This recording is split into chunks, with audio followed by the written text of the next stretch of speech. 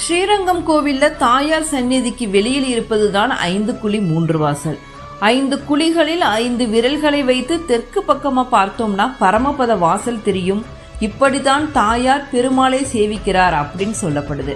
ஆனா இதனுடைய தத்துவம் என்னன்னா, 5 குழிகள் நம்முடைய ஐம்புலன்களை குறிக்கின்றது.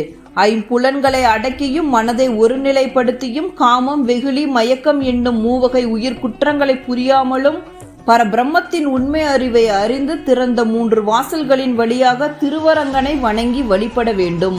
அவ்வாறு வழிபட்டால் மட்டுமே இன்பமான வாழ்க்கையும் வீடு பேரும் என்னும் சொர்க்கத்தை அடைய முடியும் என்பதை அறிவுறுத்துவதற்காக மட்டுமே முன்னோர்கள் 5.3 வாசலை உருவாக்கினார்கள். இந்த புடைப்பு சிற்பத்தில் ஸ்ரீரங்கநாதரின் திருவருளை குறிப்பிடும் திருப்பாதங்களும் அவர் எழுந்தருளி உள்ள இடம் இது என்பதை குறிக்கும் சதுரமும், நிகழ்காலம் என்பதை குறிக்கும் வட்டமும், அவரே 8 மூர்த்தி என்பதை